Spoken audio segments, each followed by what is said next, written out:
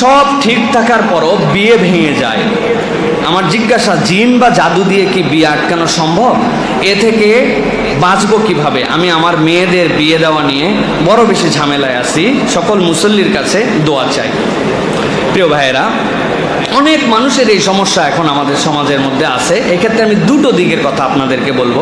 এক নম্বর, যে আমাদের যেরকম মেয়েদের বিয়ে দেওয়ার ক্ষেত্রে ব্যারিয়ার হচ্ছে, বিভিন্ন ধরনের প্রস্তাব আসার পরে হচ্ছে না, এর অনেকগুলা কারণ আমরা ক্রিয়েট করছি।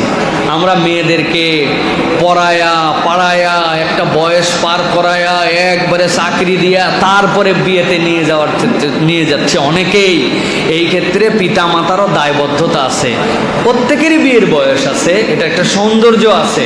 সুতরাং উপযুক্ত সময় আপনাকে বিয়ে দেওয়ার জন্য চেষ্টা করতে হবে। সুতরাং এটা আমাদের প্রথম খেয়াল রাখতে হবে। দ্বিতীয় যেটা বলবো ভাই, নানান কারণে মানুষের বিয়ের ক্ষেত্রে অসঙ্গতি আসতে পারে। যেমন বয়সের সাথে বয়স মিলতেছে না, চাকরি চাইছে, চাকরির সাথে ডিজায়ার মিলে নাই, অথবা প্রত্যাশা, সৌন্দর্য এগুলোর সাথে মিলে নাই, কোনোটার সাথে কোনোটা মিলে নাই। আপনি এর জন্য সর্বপ্রথম জিজ্ঞাসা করবেন হচ্ছে ঘটকের কাছে, যে কি জন্য বিয়ে করলো না। আপনি যে কোনো কারণেই বিয়ে হয় না, আপনি আশা করছিলেন যে আমার মন্ত্রীর ছেলের সাথে আমার বিয়ে হবে, প্রস্তাবও দিচ্ছেন কোনোভাবে, কিন্তু ওরা অ্যাকসেপ্ট করে না। চিন্তা করছেন জিন জাদু দিয়ে শেষ করলো, মন্ত্রীর ছেলের সাথে আমার বিয়েটা হলো না। হইলো আপনার ভাই? আপনি তো এইরকম, এটা মোটা দাগে বোঝানোর জন্য বলছি, যাতে মাথার মধ্যে পিন লাগে আপনার। অনেক কারণে বিয়ে হয় না, সব ক্ষেত্রে আপনি খালি জিন আর জাদুর মধ্যে, এটা একটা ওয়াসওয়াসা, আপনার মধ্যে।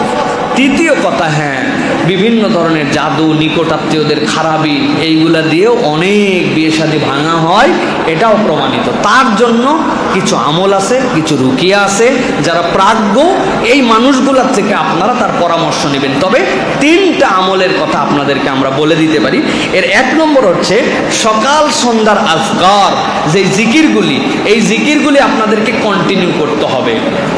যার বিয়ের সমস্যা না, সকলের জন্য সকাল সন্ধ্যার আজকার মানুষের ক্ষতি থেকে আপনাকে হেফাজত করবে।